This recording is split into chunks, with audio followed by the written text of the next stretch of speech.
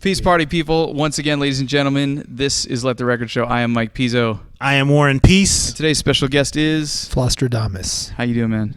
I'm doing great, man. I'm happy to be back here in Vegas. Yeah. You did not get the memo for the camo, though. Oh, yeah. We're rocking the camo. Where's your camo at, well, man? shit, yeah. I can barely see you guys. Hey, It's all good. Yeah. So you gave us a list of your favorite songs of all time. Yes, I did. We went and hunted everything down on vinyl. Yes, very rare. And now we're going to play those records and let the record show. I would love to do this. All right, let's do it. Very excited. 3 MCs and 1 DJ. We be getting down with no delay. Mix master Mike, what you got to say? All right, first up we have the Beastie Boys' Hello Nasty LP. Yes. Classic album, late in their career, but very, very dope record. And your cut on here was... It was 3 MCs and 1 DJ. All right, let's check this out. Do a brief cut. I'll get this set up. I could be outside playing basketball in the rain and not get wet. Wouldn't that be great? Wouldn't that be great? Wouldn't that be great? That'd be great. Oh, yeah. And this is when Mixmaster Mike joined the Beastie Boys, Yep. because before it was DJ Hurricane. Yep. And then we see him a lot out here a lot. Mixmaster Mike. Yeah. Oh, He yeah. came to the store a few times. Yeah. So, here he was playing his He hooked. turntable like a wah-wah. Well, he hooked a wah-wah pedal through his turntable. Yeah. And for me, like being in the Midwest and like I don't even know, not even. Oops. Go for it. So yeah, Mixmaster Mike, the Invisible Scratch Pickles, Right. 8-track, but just mainly the ISP Invisible Scratch Pickles Yeah. and Mixmaster Mike. They totally changed everything for me. Like, Yeah. Wow. I wanted to be a DJ because of Mixmaster Mike. That's great. Beastie Boys just made me want to get into music. These dudes were like, they were so ahead of the curve with everything. They had their own record label. They had merch. They had everything was just so creative and next level. And Yeah. like, I always just wanted to do that, and I try to do that in my career now. Yeah, and they never took themselves too seriously. I mean, Yes. obviously, I still don't know what the hell's going on in this album cover. I mean, They're flying through space in a sardine can. can. Yeah. I mean, Yeah. it's just crazy. But Man. yeah, that's really surprising to hear. You're a big fan of ISP and the Yes. turntablism movement. Oh my Obviously, goodness. we all come from that same school. I think you know what I mean. Yeah. But that's an element that's largely forgotten these days. Dude. Now, yeah. with this album, was there anything else that stuck out really besides this cut? Like, this is your cut. Was there anything else? You The entire album. all right. Like, That's it's- what we need to hear. But seriously, man, like I don't know. This was like I was 18 maybe or 17 or 18 when this came out, and it was just like a formative time of my life. Yeah. And every single song on this and the way that they didn't give a shit and like just kind of everything about it was so next level Yeah. that it just blew my mind. But like, of course, Intergalactic, the single was like such Sure. a big tune, Yeah. and to this day, it still holds Yeah, up. still It's goes, such yeah. a dope song. Yeah. But yeah, just the way that these dudes would sample things and flip things and be musicians, but not care about musicianship. It was Right. just such a cool thing, man. Oh shoot, yo. So have you had a minute to look at this yet? The Beastie Boys book, it just dropped. I know, I Like haven't. earlier This is this, actually the first time I've this week. seen it IRL. Yeah. It's It's the Bible. I'm sure. Boys man. Bible. I saw them on Jimmy Fallon, like doing the flip interview through for if it. you want. Ooh, Go let me ahead. flip. Yeah. Oh, Yeah, thank yeah. you for the mic holds. Yeah. I'm so stoked to get this. I haven't even had a chance to purchase it or Yeah. anything. Like, wow, dude. Yeah, it's super amazing. I got that copy and I was like, man, I don't know when I'm gonna have time to read it, but Warren was just telling me that the Audible version on Amazon has Yeah. like narration by Chuck D and Oh, Madonna, man. Snoop Dogg, yeah. Okay. Elvis Costello. Yo, I'm getting that. I'm seriously downloading Yeah. it for my flight. This Yeah, is- no, that's what I just said. Yeah, Yeah, but you also have to exactly. get the physical copy because Yeah, of the I mean, look at these photos the and photos. just the vibes. Yeah. I don't have a chance to read it, but I'm just Yeah. gonna look through the photos right now.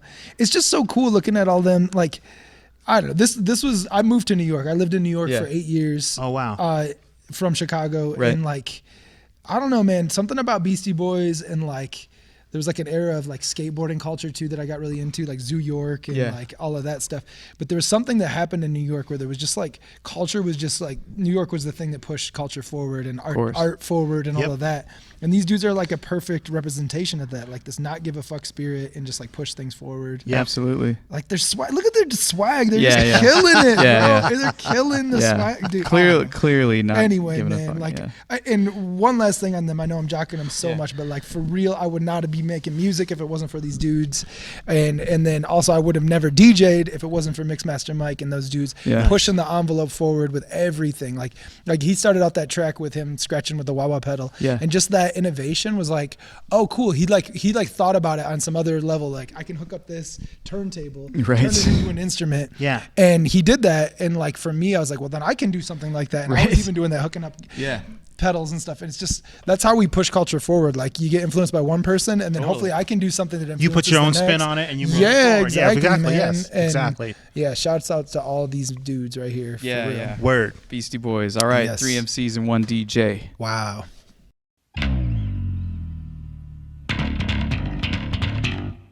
All right, next up we have Primus. My Name is Mud, 10-inch with pork soda on it as well. And pork soda was your cut. Rare. Yeah. Wait, are we playing pork soda or We're My Name playing is So Mud? which one do you want? Let's play My Name is Mud. All right. I'm sorry, Okay. we're gonna play that one. That one's the single. That's the banger. It's the banger. Yeah. And so I was playing drum. Well, can I talk about it now? Yeah. Absolutely. Go. So this is a bass playing this. Yeah. Right. Yeah. But I learned I was a drum player growing up, and so I would teach myself how to play this bass line with my like drums. Oh wow. But anyway, okay. What do I got to even say about Primus right now? So Primus, they're another group like Beastie Boys that was just like doing next level stuff. Yeah.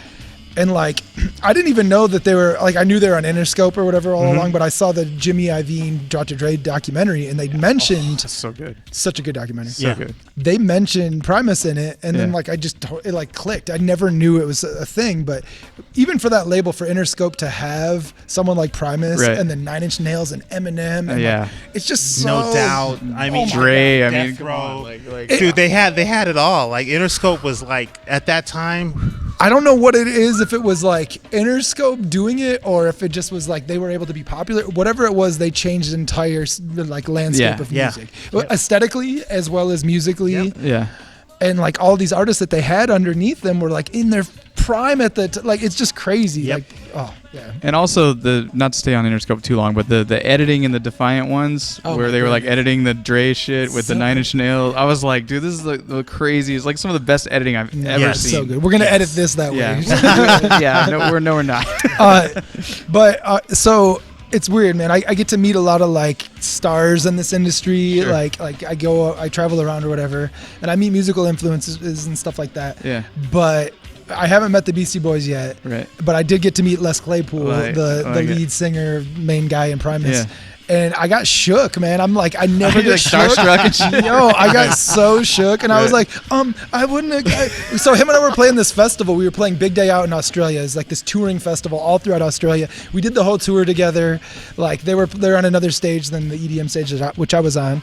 But every few times that the groups would kind of like mingle a little bit. Sure. And so I met him. I'm like, I'm like a huge fan. I wouldn't be doing music if it wasn't for you. And I'm like, I'm on this festival too, and blah, blah, blah. And he just did not give a shit about anything. Whatever, man. And I was so shook, but I never get shook. I just turned into like the teenage self that I was that listened to Primus, that got into music. What about Primus did you, the raw, the singer, the bass, like what is it about Primus that pulls you in? It's an ugly sound. It's a real.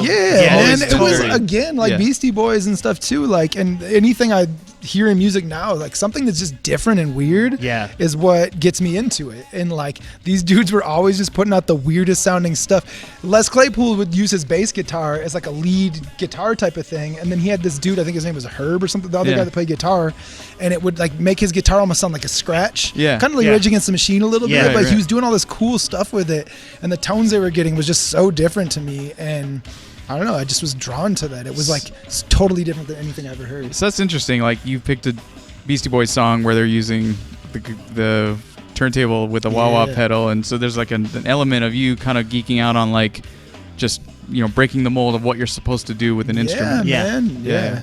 And I think that that's like one thing I like to find in all music or in anything in life is like just like ways people tweak things just a little bit, break the mold, man. Like it's all, even though it isn't punk rock genre wise, all of it's punk. Like Primus was punk, course. Beastie Boys are punk. Some of the records we're gonna play later was this stuff that just breaks the mold. And like I don't know, I love it. Did you stumble upon Primus did an entire cover album of the Willy Wonka and the Chocolate Factory soundtrack? No, that is amazing. In like 2014, they did like they covered the entire Willy Wonka soundtrack. Sounds like something Primus. I Yeah. actually want to dig that up and hear that now. Yeah, I never went and listened to it, but I saw Two it. other Primus facts Yeah. in my life. Yeah. So I've never seen them live. Even on this tour that I've been to, I've never seen them live. One time I bought tickets for it, and the night before the show, I had dislocated my knee in like a bike accident. And then there was another time they were in Chicago, and I was supposed to see them, and something came up and I couldn't see them. So I've never seen them live, which I've always wanted to.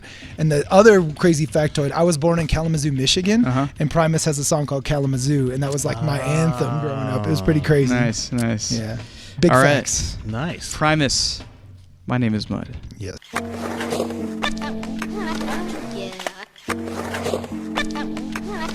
All right, next we're on to Propellerheads, Decksanddrums and Rock and Roll. I love this record, man. This is a very forward-thinking I electronic music album heard from this in I think so it was Astroworks, long. right? Probably. No, Wall of Sound. My bad. Okay. Man. All right, so your track was Oh Yeah, Yes. and Silence for this intro. listen to this, party people.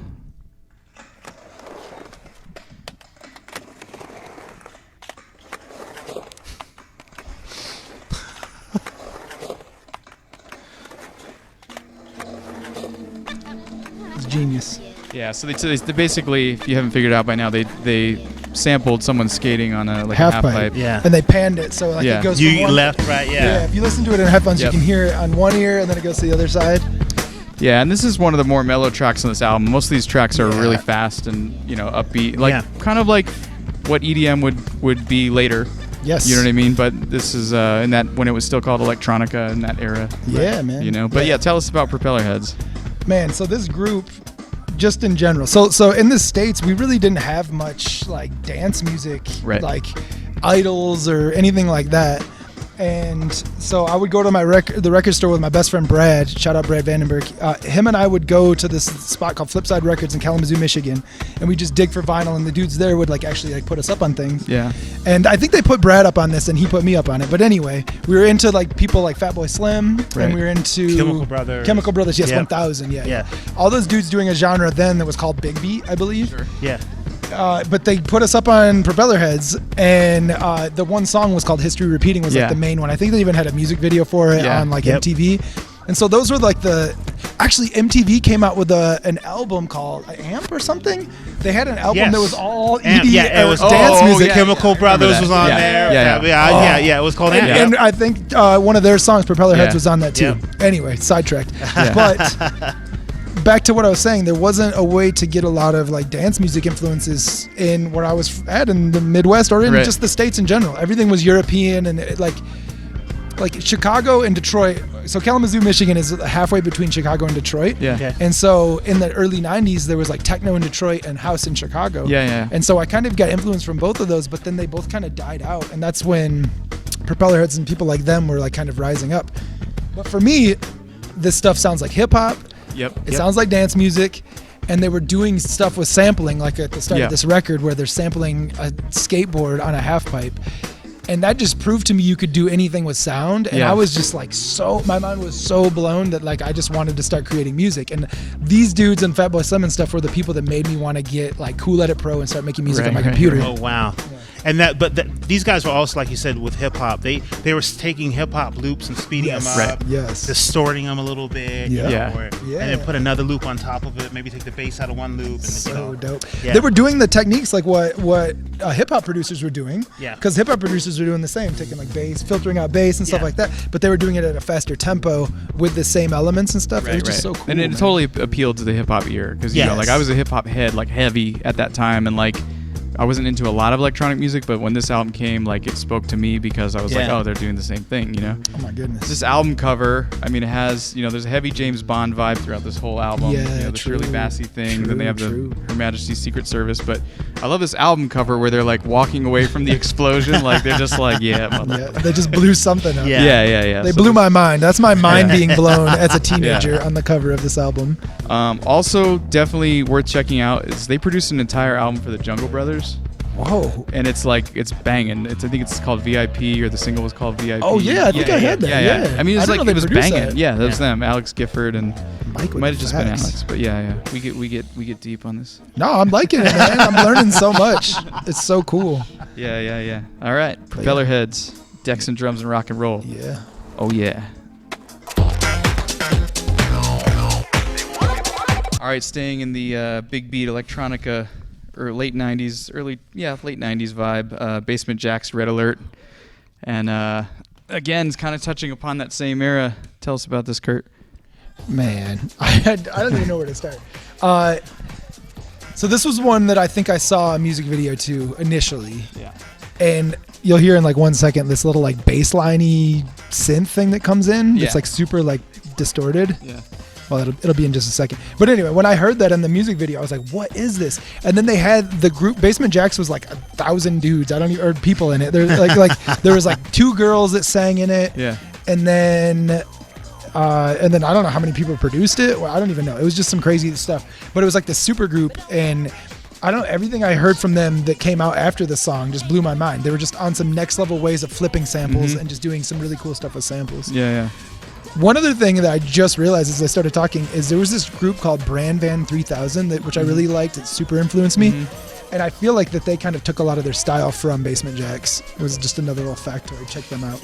Yeah. I remember the video had the asteroid, like the really poorly animated asteroid, like rolling through the air, and it like hits the party, and then everyone becomes a raver. Yep. And it's like, but yeah, they a lot of crazy sounds. Like, there's kind of a G-funk vibe that's kind of slid into here, and they almost got that Jamiroquai, like, 90s version of 70s funk, Yeah, there you Wow. go. Yep.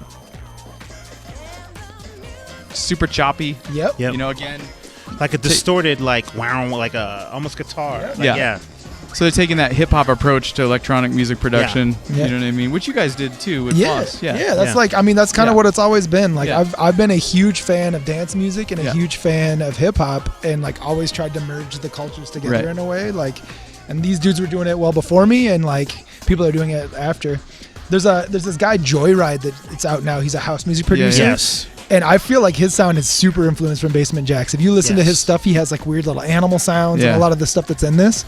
They were Where's Your Head At was them too, right? Yeah. Oh my Yeah. Okay, so do you remember the Class remix of Where's Your Head At? Yes, Yeah. dude. Okay. Oh my goodness. Yeah, That yeah. was like a turning point for dance music. Like Yeah. like to me, like we were actually spinning at Trist and XS early Yeah. Yeah. before the EDM thing came in, and I remember that remix was like, oh, okay, we're going here. Yep. Yeah. Like that was like the big drop. I Yeah. mean, it was a Yeah. game changer. It's Like, funny that. Oh, go ahead. No, go. No, Klaus had his signature sound. Yeah, yeah. That he dude. introduced in there. Yeah. No, he killed that remix. He did. Yeah. He did another Killed one it. that I played too back in that era. But he had that signature sound that was like it was like the biggest sound at the Yeah. time. Yeah. It's funny because I was like, oh, I'm gonna bring this track back, and it doesn't hold up to 2018 Totally. maximal Totally. EDM. But Yeah. at the time, it was the biggest Yeah. track ever. I was like, how is he mixing this? And like, Yeah. I don't even know. It was No, so, sonically, it was really like Yeah, his it sound was it. crazy. Yeah. This one was cool because there was like a breakdown in it. There was like guitars and stuff. Like it was like it had like a metal-y kind of thing. Yeah.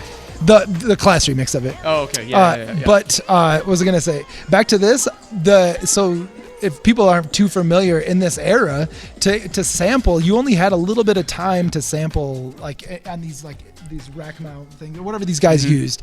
On a floppy disk. Yeah, on a floppy Yeah. disk, like you had limited amounts of data, which I think is actually kind of awesome because it makes you think and how you can work on it. Right. But this song, if you hear the bass in it, is like that sound. It sounds like it's almost like a cell phone, like it's like really kind of distorted. But I think it's because they only had a little bit of time to use Right. or even just the hardware they were using was like really kind of like crunchy and stuff. Yeah. Yeah. But it creates such a character, and like if they were to just to play that like clean through Ableton now, it just wouldn't have that Oh, vibe yeah. that Right. that has, man. Oh yeah, and there you can hear that G-funk synth Oh, that yeah, was it's so so big and good, just dude. like inserting it into dance music. Why not, Yeah, dude. So many genres in one. Yeah. Like it's soulful, it's Yeah. funky, it's Yeah, That housey, it's funkadelic hip-hop. kind of Yeah. sound. Yeah, man. Man, shout out All Basement right. Jaxx. Basement man. Jaxx, Red Alert. Wow.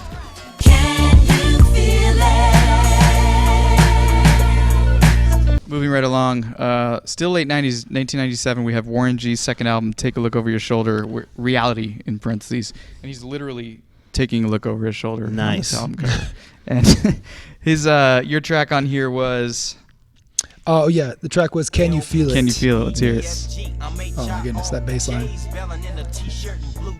Man, the G-Funk era, tell us about it. Oh man, well, the G-Funk era on some real shit. Like Yeah, it was. So I don't know why, like a lot of my friends and stuff, like the G-Funk era came out when a lot of us got our driver's licenses. So like, okay, when I was 16, and all of us like were just Toyota pickups and my booming goodness. systems. Well, first I had a Chrysler. Okay, so my grandma had passed, rest in peace, grandma, and she had passed and handed me down her Chrysler New Yorker, Fifth Avenue. Yeah. Ooh, that's a G-Funk ride it right there. was crazy. That's a G-Funk ride right there. And then I bought some subs from a friend who had like this big box that was in the back of his truck, but it was in the truck. It was like an S10 pickup, but I got them for cheap, so they wouldn't fit in the trunk of the New Yorker. So I just put them in the back seat. Anyway, again, I got to shout out my boy Brad. So he had a Jeep Grand Cherokee. And also in the same era of learning how to drive and all this stuff, we were smoking weed. Yeah. Can I talk about? Yeah, we can't talk about this. All right, cool. Please. So we were smoking weed. He had a Jeep Grand Cherokee and the subs were in the back. But the Grand Cherokee, there's no trunk. It's just the subs are in like the back area. Yeah.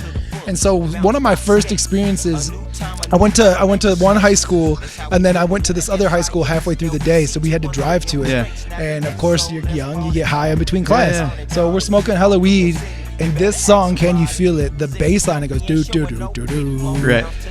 It was the craziest shit. So I'm getting high, and then I'm just seeing the smoke in the air, and the subs are pushing the air, and you can see the smoke just making like this crazy pattern.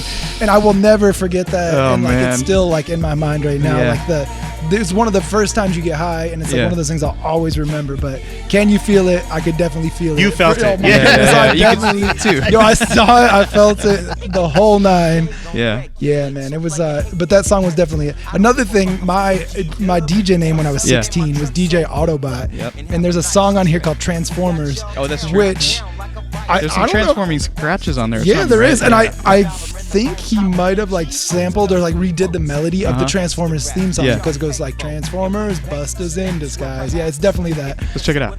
Oh yeah, let's put it on. Okay. Yeah, let's throw that one on too. Busta's in Disguise. Yeah, and I don't think Regulate was on this album. Regulate was on the other one. Yeah. This DJ was. Yeah, exactly. So this was his second album, and oh yeah. So that's like kind of the melody of Transformers, the theme song. It's like the G'd out version. Yeah, G'd out. Yo, it was so low. You like Transformers? Yeah. I got the G'd out version. Yo, man. Yeah, you like Transformers. Just move those speakers aside. In the back. Let me transform into my mood. What was I gonna say? What was I gonna say? Oh, back to the G-Funk era though. Yeah. So a lot of my friends, we were listening to G-Funk the whole time. And DJ Quick Rhythm Alism album came out. Oh yeah. And that album, every single cut on it was such a hit. And like, I don't know if it's nostalgia or what, but to this day, it's just like such a great. He's album. an incredible musician. I mean, he's a great producer. Honestly, for me, that the DJ Quick album, if I want to like just transform myself into like it could be midwinter, it could be January 1st. Yeah. Chicago. I could put on that DJ Quick album and it's just like palm tree vibes. Yeah, like it's nice. just summertime on an album. Oh yeah. But yeah, man, Warren G, man. Oh, there it is. Yeah, listen to that hook. Ooh. Yo, so I did a show for Facebook in like 2011, maybe 10 or 11. And for some reason Warren G was there or something. Like he wasn't paid to be there, and he was just like at the Facebook party. Yeah. And I was like, yo, man, like, and I was like super like shook, wanted to talk to him Again. And then again, I get shook by these like nostalgia people. But I was like, what did I say? I was like, Can You Feel It? It was like one of my dopest songs, or like one of the dopest songs, or whatever. He looked at me like, what? Like, He's like, that one? yeah, why did you choose that one? That was the same reaction I had when you sent me the list. Here, I was like, I was like, wait, what about this DJ? No, this DJ? I'm like, no, this DJ. That's no, awesome. That's to the left. That's what the all show good. is about. Like we Yeah. want. I mean, now I hear why. You know, the weed smoke. Oh, I mean, come on, man. It's an incredible story. Yeah, Totally, there has to be a story with that. Yeah. one. And for me, it's pure nostalgia. To me, it's so Great. good. Yeah. Like, sometimes when I go to I take one of my old friends or my new friends to like an old restaurant I went to. I'm like, yo, it's got the best food ever, whatever. And they're like, ugh. But it's all nostalgia. Yeah, like it's right. like, to me, it just tastes good because it was like part of me. Hell yeah. But this stuff, I want y'all to taste that one time. And yeah. Word. All right, Warren G, Can You Feel It? Let's get it. Along with Transformers. You got the touch. All right, so we have a bonus track here, and I'm just testing you on some trivia stuff. But tell me if this Eyes are rings closed. any bells. He can't see the wax right now. He can only Can't hear see it. the wax. You got the touch. What? You know this or not? This is the. It's like the. What song? It's like Hulk Hogan. It's like someone's fucking. You're getting close. Come on. You got the. This is a dedication to DJ Autobot. Oh my goodness. This is the Transformers. Oh, it is. That's what it was. I don't know why it sounded that way. Yeah. So this You're getting there. This is the Transformers soundtrack, which has this amazing. That's what it is. I forgot. Amazingly terrible song. You got. The I was touch. like, I know this theme song from somewhere. So yeah, I just had the DJ Autobot name, but I definitely did not borrow from that. You didn't borrow from You Got the Touch. No, I mean it's an amazing song. I should have, in hindsight. Yeah. You got the touch. Yeah. Wow. So what's cool about this, I'll just show you real quick, is they did. Autobot. Whoa! Whoa, that's crazy. Yeah. Oh, so that's on the back side. So there's nothing printed on this side. Yeah, exactly. It's like etched in there. Whoa, that's tight. So if your name was still DJ Autobot, that would be your control vinyl. Yeah, for real though. If I ever do a collab, dang, that is crazy. Yo, wow, this is sick. Yeah. If I ever do a collab with Serato, I want to do something like this. This is crazy. That is a good idea. That side's not going to play though, is it? No, you just put it on. I was like, what if you play it and it says some crazy stuff? Back to Invisible Scratch Pickles and all the scratch records for all the scratch DJs or whatever. Like those dudes would do some like innovative stuff with the vinyl as well. Right. Like there was the locking tracks which would just the record would stop but just keep looping a beat over and over again. They had things where you could play it reverse and it would do something like you play it the record one way and it was played one thing, you play it the other way. It's so cool, man. Yeah. Super duck breaks. You know, bionic booger breaks. Bionic booger backwards breaks. turkey something. Yeah. I mean, turkey sliding down the whatever. Yeah. And then and you hear like all the dudes that would use one part of the record so much, you hear like the static coming in before it even happens. Super Seal. What was Super Seal breaks. And the artwork was all like, what is this? It's like literally like pasted on. But honestly, coming here today, this is crazy. I'm like going through like this, like trying to figure out like my next identity and stuff and what I want to do musically. Yeah. But like us talking about this, that era was just like people did not give a fuck and they were just having so much fun with stuff. Right. And I feel like now it's like everything's so serious and everyone's trying so hard that maybe not everyone, but like it just feels that way, that I kind of want to go back to that era a little bit and just like kind of borrow from that and borrow from the energy of that era. Oh yeah, totally. Man. I mean, look at, anytime someone does like you're saying, it's like they break the mold and then that's what blows up and then everyone follows. Run the Jewels is a great example of that. Yes. Just like oh, everyone's doing this. Okay, we're going this way. Man, that's such a wow. That's awesome.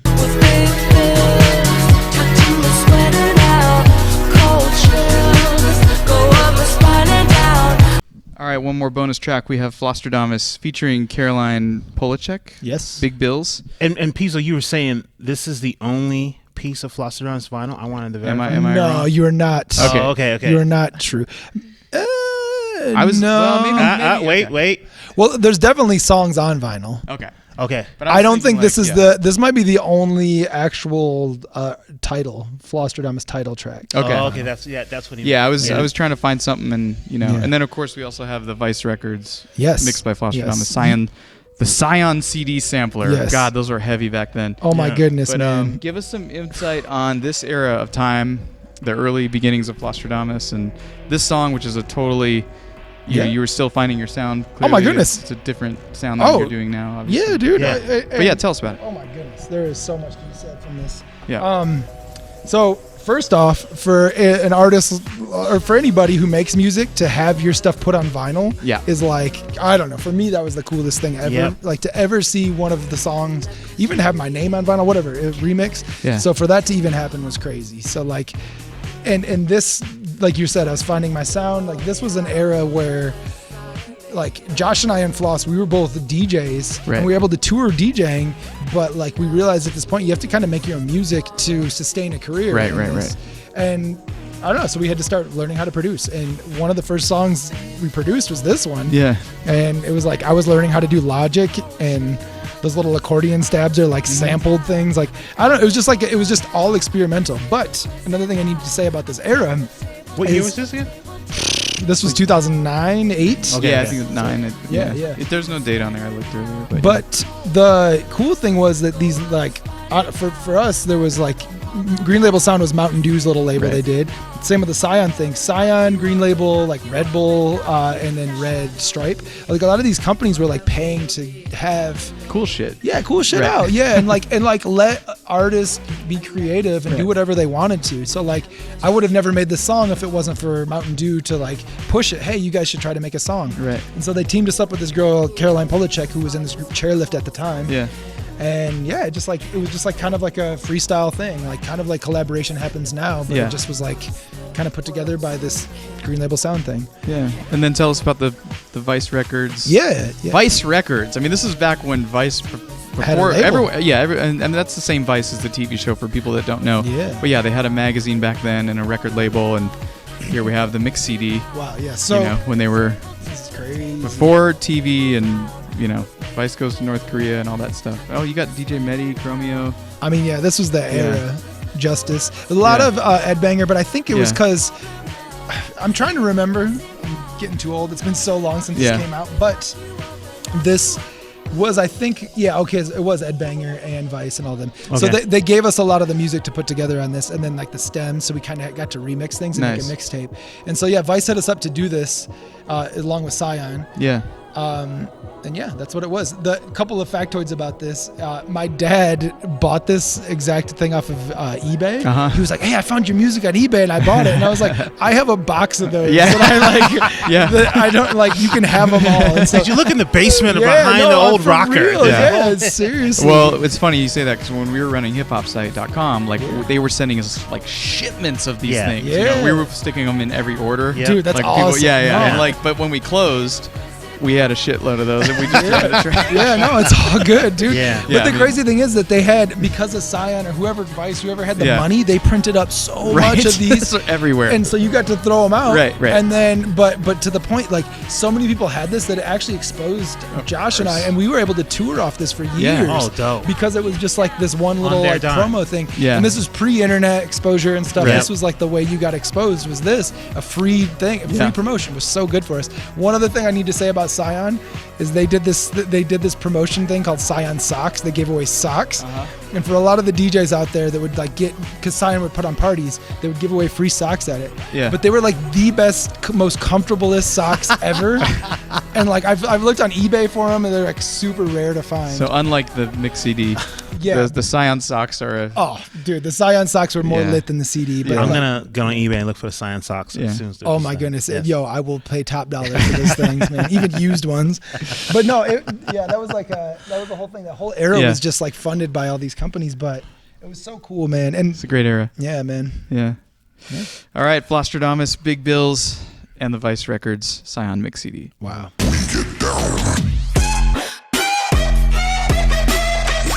Yeah.